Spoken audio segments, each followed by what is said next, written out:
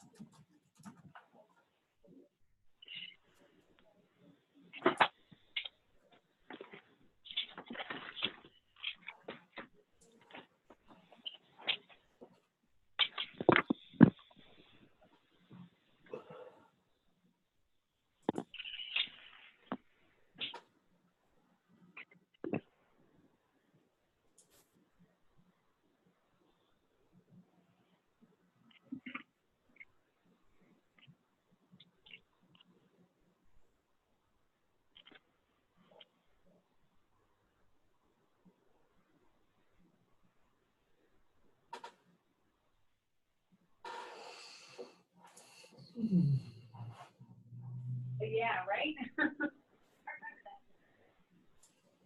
Hey, did you ever get a phone call back? Okay.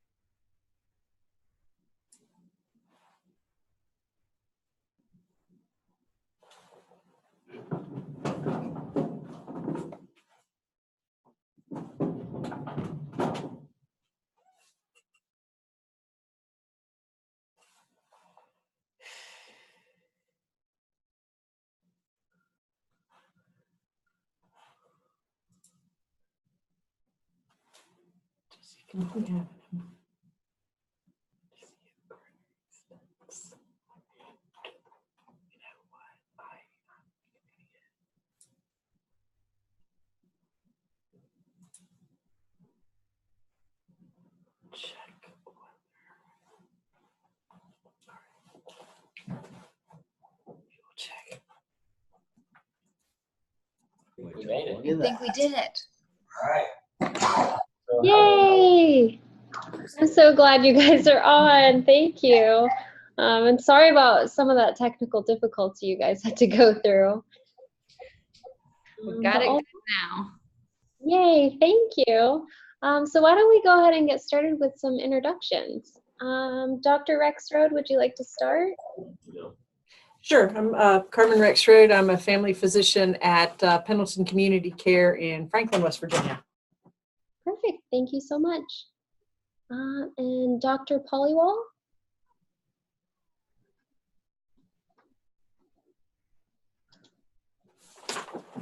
Dr. Pollywall, are you able to hear us? I know. And I Okay, I'll go ahead and chat him after. And everyone over at the pain clinic. All right, thank you. Ed Preem, chiropractor. Julianne Spini, exercise physiologist. Mark Ruffley, pharmacist. Nick Marcassani, chiropractor. Perfect, thank you so much. And Audrey Hubbard and Jen Boyd. Hi, I'm Jennifer Boyd, physician assistant with New River Health Center, and this is. And I'm Audrey Hubbard. I'm a PA student with Shenandoah University. Perfect, thank you so much. Thank you. Dr. Fournier. Hi, Dr. Kelly Fournier, family physician at Jean Queerton. Perfect, thank you so much. And we have a phone number ending in 4491. Hi, this is Gretchen Post. I'm a physical therapist and professor at Marshall University School of Physical Therapy. Perfect, thank you so much. Dr. Pollywall, are you able to hear us now?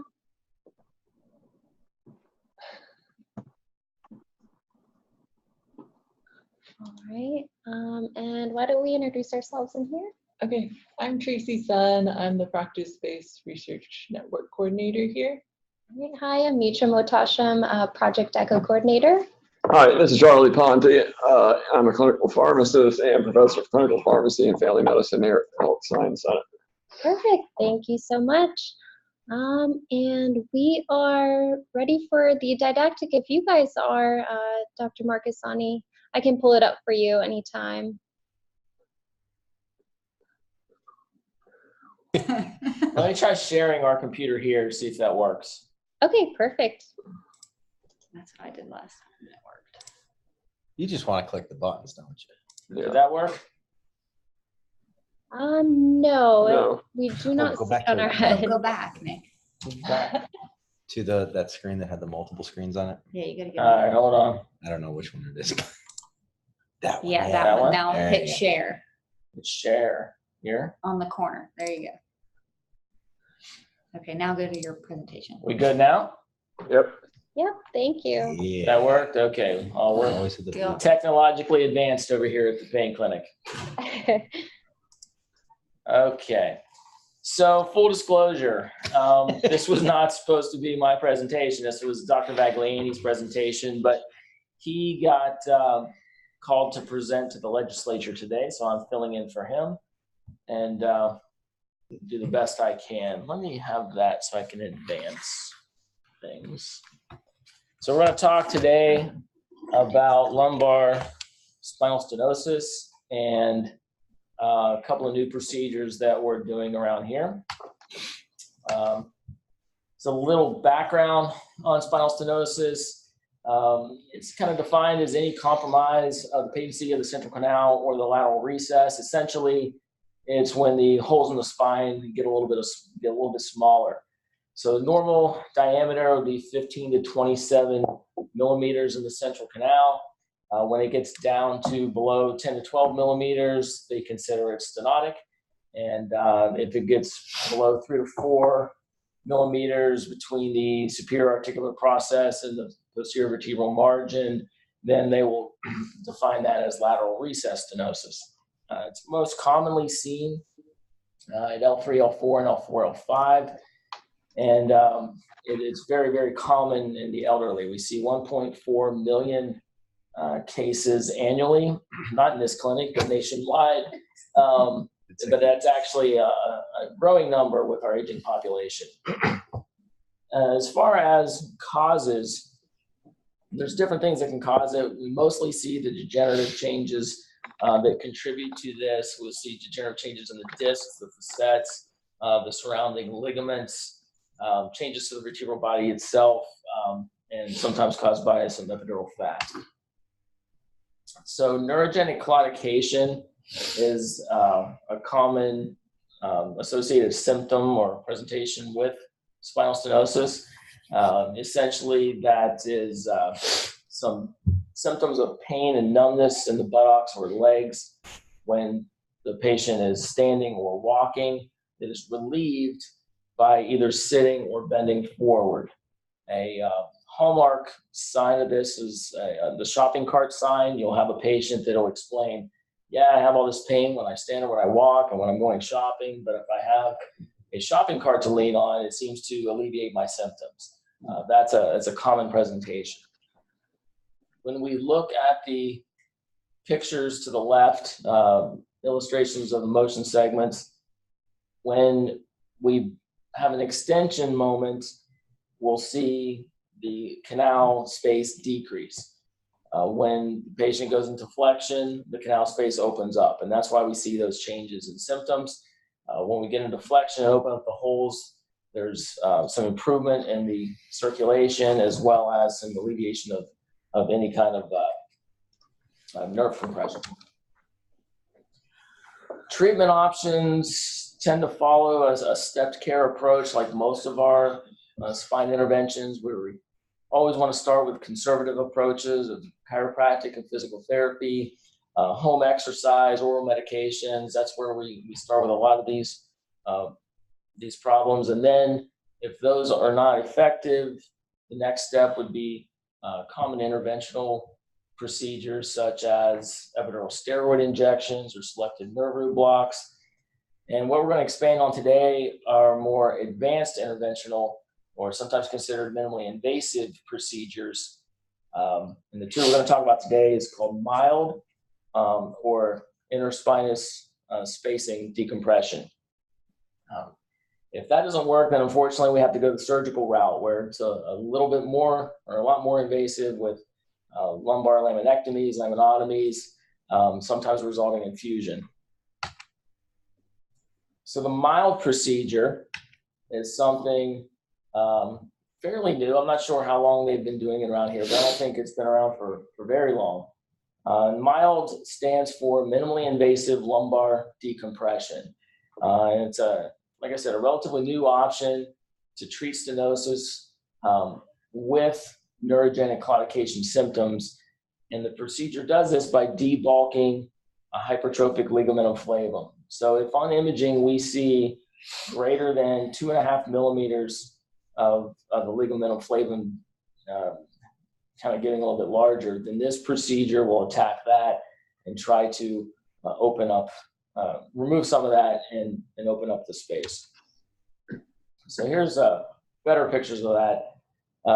They're kind of small, but if you look at the top left picture, the purple area is the canal, the green area is the ligamentum flavum. And you can see how if that goes through hypertrophic changes, that it starts to reduce some of that spacing. And after the mild procedure, it removes some of that ligament, thus opening up some of that space. The bottom pictures will show some of the contrast medium used in the procedure. And if you compare the left picture to the right picture, you can see that after the ligamentum flavum was debulked, is the term they're using, you see some movement of that contrast medium kind of opening up into the canal.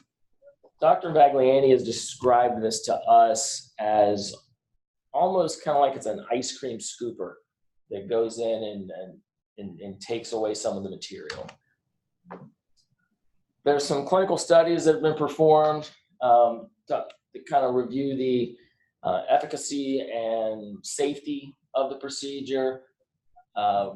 This particular study, it's tough to read because of the small wording, but the left-hand side, it's kind of described the study design. It's a RCT where they use 302 subjects, and they split them up into half the people got the mild procedure with the ligament debulking, and half the people got an epidural steroid injection. So there wasn't a control where they got nothing. So both groups were getting some procedure, and they were comparing the decompression to an epidural steroid injection.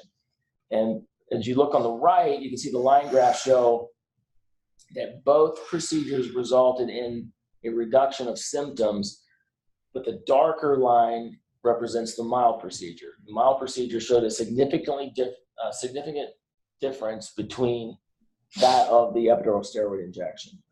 So they wanted to compare, okay, is it worth it to go through this procedure, or should we just stick with the steroid injections? And they showed a huge improvement between the mild and the typical epidural steroid. Cleveland Clinic also did studies on this procedure, and they looked at standing time as well as walking distance. And the standing time baseline average was 8 minutes, and 12-month follow-up after the procedure, patients were able to tolerate standing for 56 minutes. And walking distance improved from 246 feet to almost 4,000 feet. And one thing I thought was interesting was, you'll see here 3 month, 6 month, 9 month, and 12-month follow-up. So after the procedure, the patients continued to improve for 12 months. So even if, immediately after the procedure, they're saying, yeah, well, I can't walk 4,000 feet like the studies show, over time, that can improve. The next procedure is utilization of an interspinous spacer. Considered minimally invasive as well. It provides a decompression, not by removing material, but by blocking extension. Those pictures that we see on this slide are similar to the other slides where we showed how extension or decreases the spacing. So this procedure is just simply trying to block that extension. It's not pushing the patient into flexion, it's just preventing the extension. Here's some pictures of what the device looks like. Top left picture is the device without the wings opening up as makes it easier to deploy into the patient. And then when fully deployed, the wings open up and help to lock in there and block the movement. They range in sizes from anywhere from 8 to 16 millimeters. And if you see right in the middle there, it's less than the size of a dime. The surgical steps, a little bit of an incision and dilation of the area. Then they insert a cannula, which is how they deploy the device. They're able to go in there and measure the spacing, which helps them choose the appropriate size of device. And then they deploy the device and it locks in there. So again, the incision and everything is less than the size of a dime. So not a lot of, we'll say, damage or compromise of the surrounding tissue like we see with other types of more invasive surgical procedures. They've also done some studies with a 5-year follow-up because one of the questions is, well, how durable is the device and what's my long-term effects of this? And they had some good results. So they looked at things like the Neurogenic Claudication questionnaire, as well as the oswestry and visual analog scales, and they saw some pretty good results. Claudication questionnaire showed almost a 90% improvement in patient satisfaction at the 5-year mark.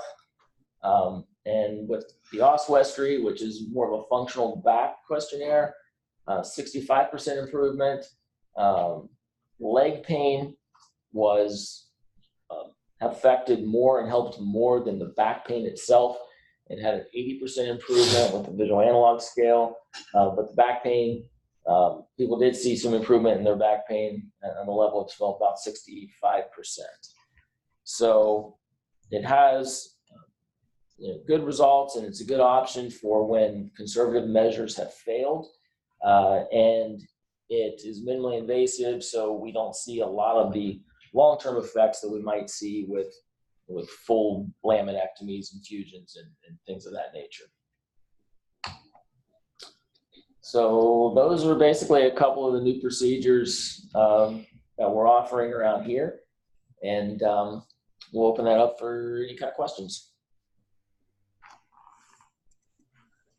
So Dr. Marcassani, this is Charlie. Are these outpatient procedures or same day surgery center type stuff or overnight stay? I mean, I'm just curious how the patients fare. All the way to the top, in the middle. Green. See the green and yellow, see the red? The right part? Okay. Stop. Sorry, Charlie, I'm trying to get back to No, that's seating. okay. Are they outpatient or inpatient? I think they are inpatient, or well, wait a minute. So we don't do them in the clinic here. Okay. They do them at the hospital, but I don't believe they have to spend the night or anything like that. It's a pretty quick procedure. I think in the study it might have taken roughly 40, 45 minutes, but I think that when people are good at it, it's a lot less than that. How successful are the non-surgical, non-procedural, because obviously you're a chiropractor, and I'm just curious about, the kinds of things that you do. Is it manipulation, stretching, and then what kind of success do you see with these folks prior to having to go up the ladder of treatment? It's tough to put numbers on it, but everybody that went through the studies I described today had already failed conservative measures, whether of course of physical therapy or chiropractic care. What we would do in the chiropractic world would probably be very, very similar to what we would see in the physical therapy world.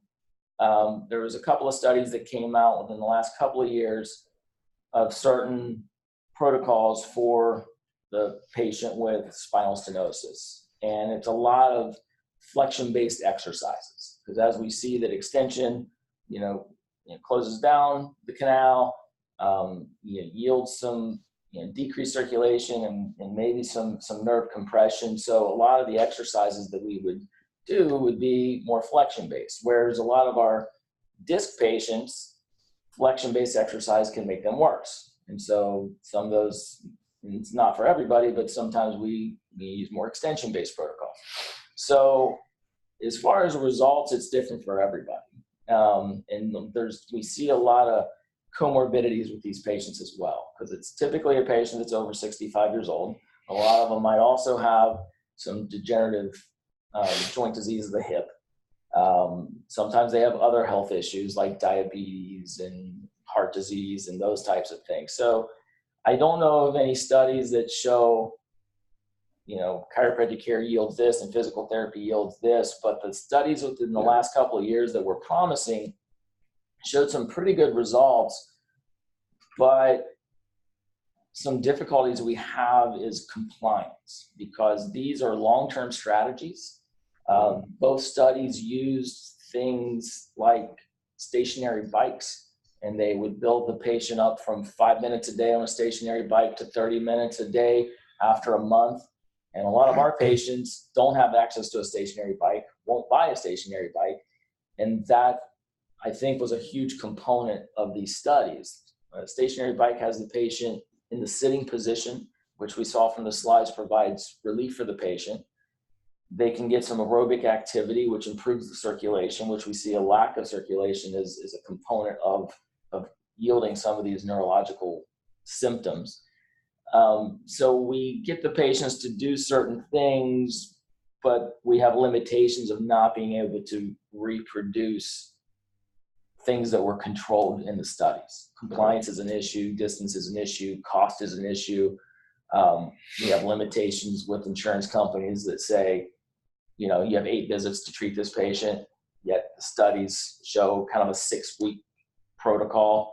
And then the patient's supposed to continue with that on a daily basis, and they do 6-month and 12-month follow-ups, and they've seen pretty good results. I'm going to say, what was it, Ed? 60 to 80% improvement, I would say. But what they also saw during the studies were at about the 3 to 4 week mark, patients were having increased symptoms, which when patients do anything and the symptoms increase, they tend to want to stop. So getting people to understand that and get past that 3 to 4 week mark in the rehab process can be a challenge as well. So I don't have any particular numbers for us, but it comes down to trying to improve function with the function that they have. And joint mobilization can help, but that's only one component of the whole process. But yeah, it's stretching, it's bike, it's knee to chest flexion exercises, a lot of complicated things, but it's consistency over time. Thank you. Maybe I'll put Mark on, and I don't have the answer to this, Mark. Okay, but you guys use what kind of pharmacotherapy? I mean, the only thing that I can think of is pain management. Is there a role for corticosteroids in these patients? Yeah. Yes, but. Steroids. In general, there'd still be with the concerns with the steroid. Like the good old Flonase commercial says, it works in 7 ways. Well, you only really want one of them. So,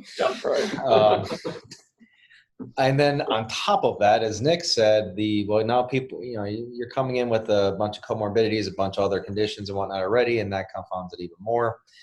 So it can be an option, but really, compared to an ESI, obviously lower dose, pinpointing a specific area, much better option there. I think going to your question, I'll amp it up to what we would see being inherited when people come in from external providers anywhere. It doesn't even need to be in our state. Usually looking at things like NSAIDs, or I don't know if you heard about those opioid or opie something or others. Thumbs up, thumbs down, whatever. But when it's inherited, that's where we really get to see what people have been utilizing. And then really recalibrate to what's going on for the scenario. So I hope that helps. Yeah, thanks. This is Jennifer. I have a question. And one reason I'm asking this question is I have an 82-year-old who recently diagnosed spinal stenosis, and I actually sent her to a neurosurgeon who said that she wasn't a surgical candidate and to try physical therapy. And I sent her to physical therapy. And the physical therapist here, who's a good physical therapist who I use a lot, was really hesitant and thought he would make her worse. Well, I talked to him on the phone, said, look, she's been cleared by neurosurgery, blah, blah, blah. And he's actually really helped her a lot. So my question is there anything on MRI that can help me determine whether I need to get clearance from a neurosurgeon first, or is it always okay to try physical therapy first? What would you suggest? I would say that, and I'll get everybody else's opinion on this too, but I don't think the MRI would prevent me from trying physical therapy or chiropractic rehabilitation. It might be other factors or other comorbidities that you're treating her for that might guard against, let's say, an intense approach to physical therapy or chiropractic rehab. So, if there's issues with her ambulation, issues with, her heart and those types of things to where she just can't handle things, and you might want to go a little bit more remedial approach, whether it's just kind of basic stretching, something really low grade, and maybe communicate with your physical therapist or chiropractor that you want them to go very, very slow and not try to just push them through a protocol. Because we see that a lot where people are just like, well, here's our protocol for stenosis, here's our protocol for back pain, whatever.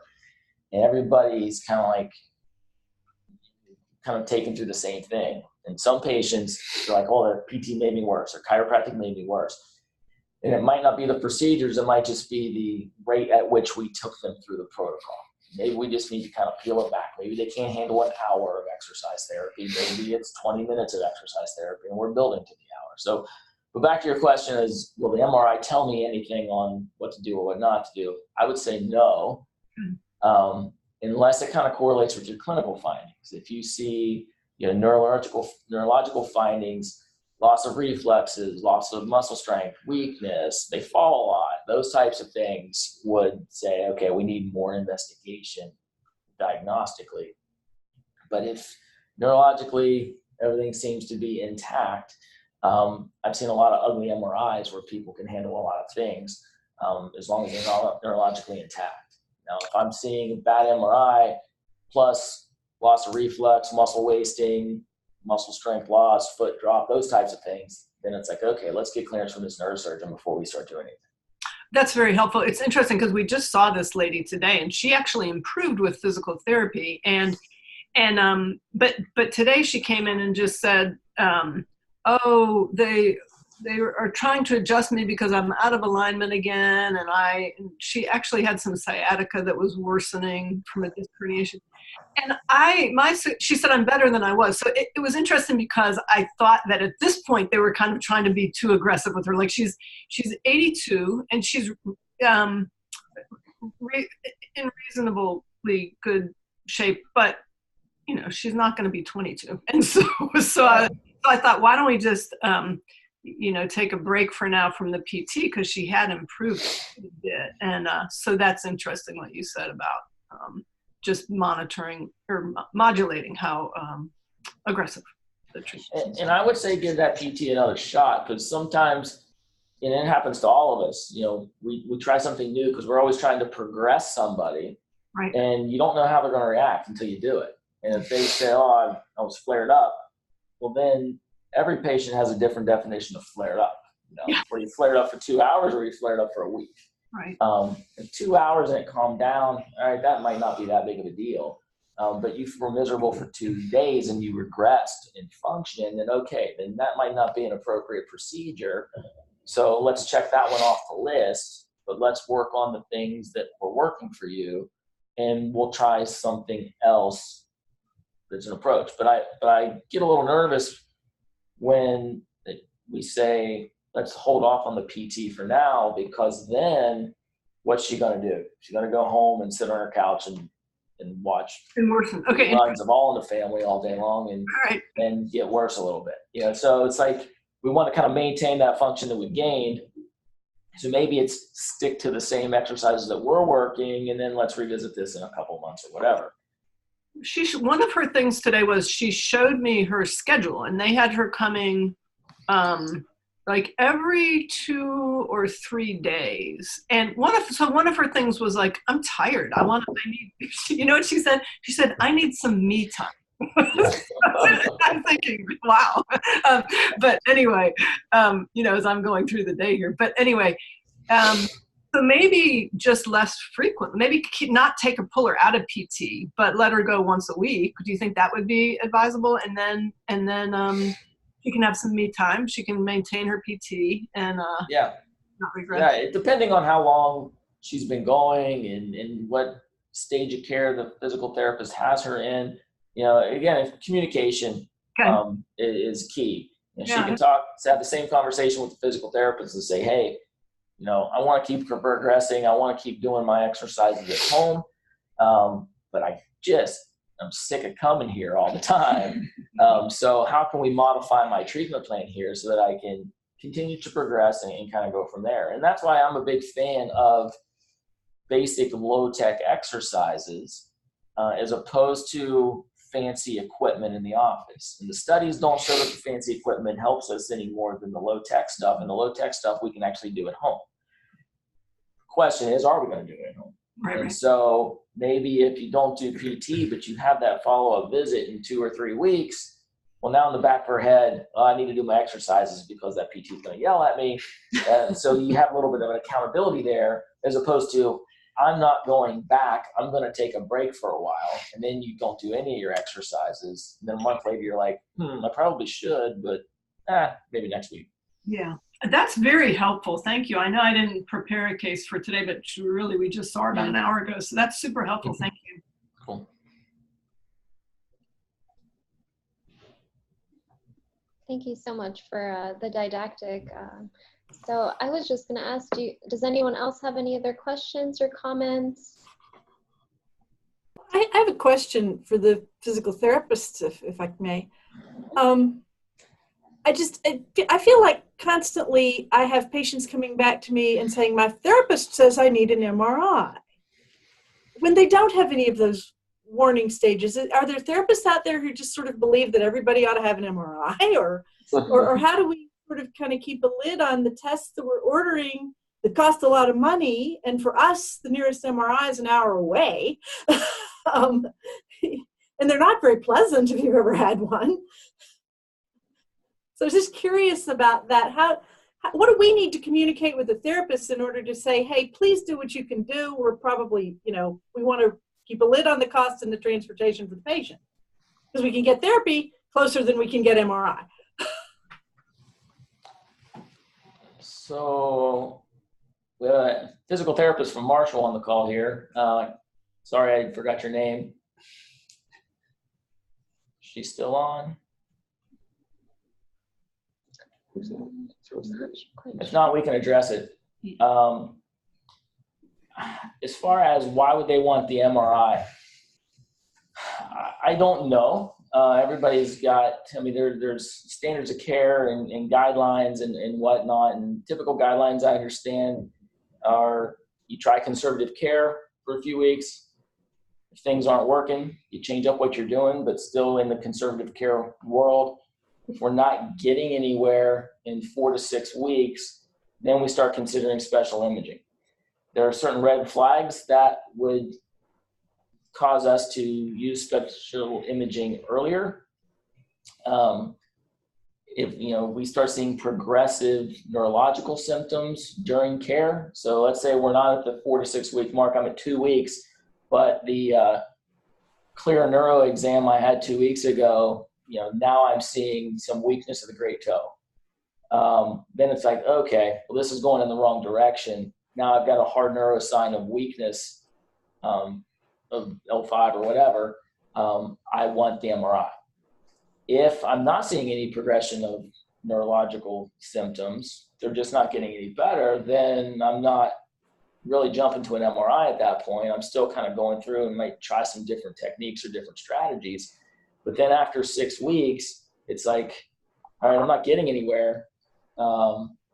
What's next? And the next step typically, if you fail conservative care, is to send them to an interventional pain clinic. And sometimes the interventional pain clinics want an MRI before they see them and evaluate them to kind of rule out things they need to rule out for needle placements and whatnot. So it's been a good question for Dr. Vagliani as well on that role. But as far as why your physical therapist in your community want an MRI, I don't know, but that's kind of our thought process. Ed, anything to add on that? No, and once again, I think it just goes back to the communication.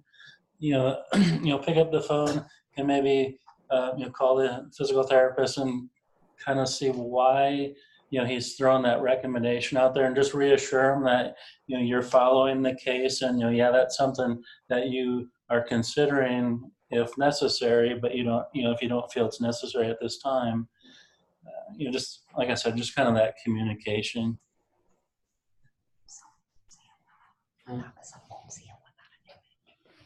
PT won't? Sometimes they don't. Is that a preference?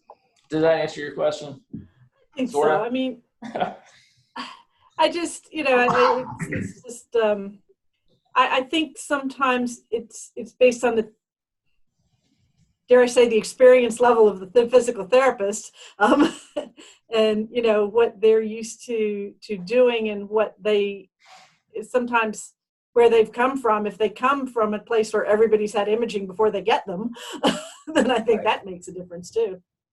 Sure, and we see that in everybody's training has an impact on your biases. There's studies, that show, even across the country, increased rates of surgery, increased rates of imaging, and then they start to tie it back to, the various medical schools and what are their typical practices, and, but the guidelines are the guidelines, and not everybody falls into the perfect textbook, guidelines. So yeah, but everything's kind of pointing to, and there's even recent studies that say that MRIs are really not adding much, to our understanding of back pain. At some point we have to get it, if we're going down a bad path, but for the, 85% of the patients that have uncomplicated lower back pain that get better with various types of conservative care, the MRI doesn't really add much. For the smaller percentage of people that have to go down these interventional paths or even surgical paths, well then, yeah, we have to, let's look at the images and let's get some specialized imaging if we're going down that path. But the old rule of thumb was, is the MRI going to change what I do?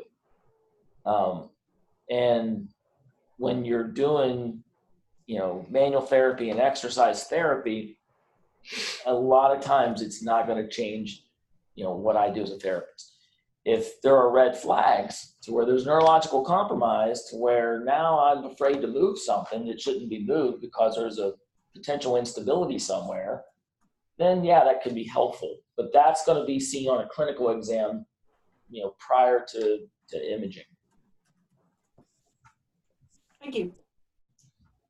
Big part of it probably comes down to, what could the collateral damage be really overall? And I think financial really comes up. That was probably part of your concern in the beginning there of is it just milk in the system or whatnot?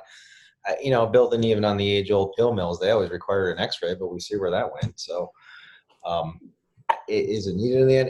It's, I think, to what Ed was saying, that community, a cop-out's always communication. Not saying that you give a cop-out of communication, but the part of that is okay, what's the thought process? Like, why is it? And whether in agreement or not, if there's a justification of some sort, at least everybody's on the same page of knowing, oh, okay, at least I know why you want it, agree or disagree.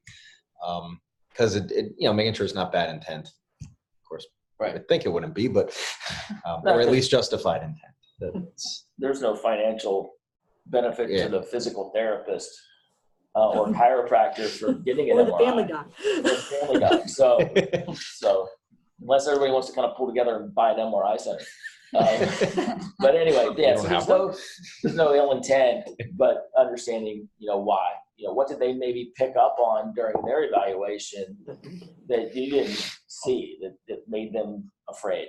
But if it's a standard practice, then it's like, that's probably not real good to have a standard practice of MRI for everybody. Yeah. Thanks. Sure. Hey, I have a sort of related question. So what about with chiropractic care? Is it standard to get an x-ray prior to any kind of evaluation of the patient?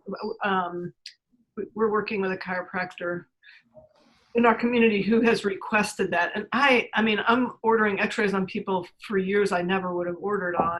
And I'm just wondering about I actually have a plan to ask him about it too. But Sure. We're on here discussing this. What's your opinion? So best practices, and that's my next talk in a couple of weeks on chiropractic best practices. No, you shouldn't x-ray everybody. Okay. Some chiropractors have certain techniques to where they kind of go off of the x-ray to design their treatment plan. Okay. Research does not really support the need for that. It's just kind of how they were taught and what they do. But we have the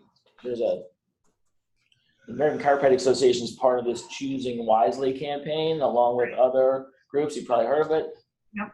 And every, especially group within healthcare, was supposed to kind of identify like 5 things that are probably done within their profession that maybe we shouldn't be doing as often and change. And one of the 5 for the American Chiropractic Association was routine x-rays. So standard of care is that we're not supposed to be doing that. So if he's doing that, and he's either not aware or that's just part of his technique and that's his particular biases. But if you don't feel comfortable with doing it, then talk to him about it. And I don't know if there's another chiropractor in your community that you could develop a relationship with. But yeah, we don't, we rarely x-ray patients around here. A lot of our patients, have had x-rays already for our clinic here. But in the past, I didn't, unless I had red flags that popped up to where an x-ray was indicated. It kind of follows those rules I said earlier. We can start with conservative care for a couple of weeks. If we're not getting anywhere, we may have to change what we're doing. If we're not getting anywhere after 4 weeks or so, then it's like, okay, maybe we need to take a picture of this and kind of go from there. Very helpful. X-ray, a practice of x-raying everybody is not recommended by our profession at this time. Very helpful. Thank you. Sure. So is the converse true if someone comes back from the chiropractor that has been treating them regularly and says they need x-rays, then I should take that seriously and order the x-rays? I mean, this is somebody that doesn't order them routinely. So,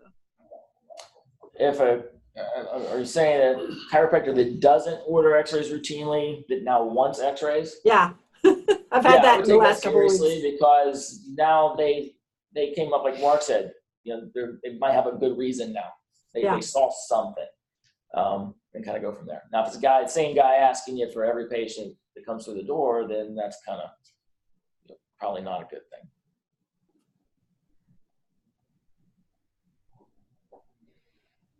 So I heard Dr. Vaglani say one time that the number one indicator for taking an x-ray is you own an x-ray machine. So that's what we see a lot of people in the world. It becomes in the past, it's kind of become sometimes a business practice. I'm not saying that people are totally unethical, but you have that x-ray machine staring at you in the face all day long, and it's like, hey, let's use it.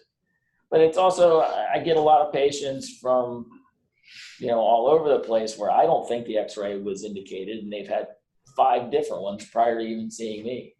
So it's not just the chiropractic community, it's all of healthcare. It's, hey, you hurt, let's shoot a picture. Well, and I think some of it is patient expectation. Yeah.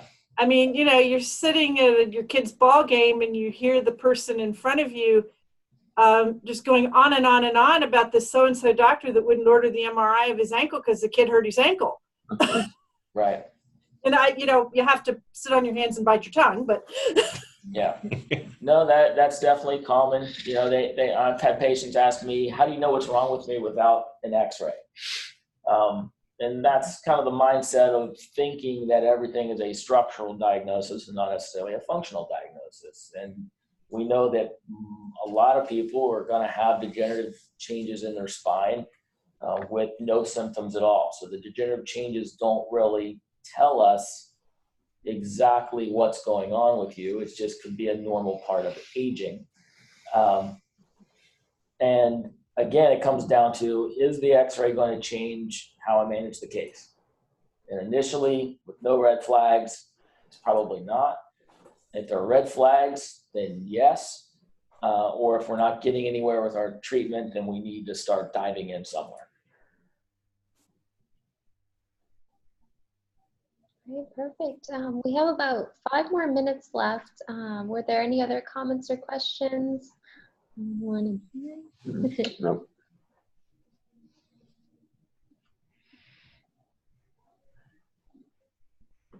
Great. Well, thank you so much, Dr. Marcassani, for the didactic and the really great discussions that we had today.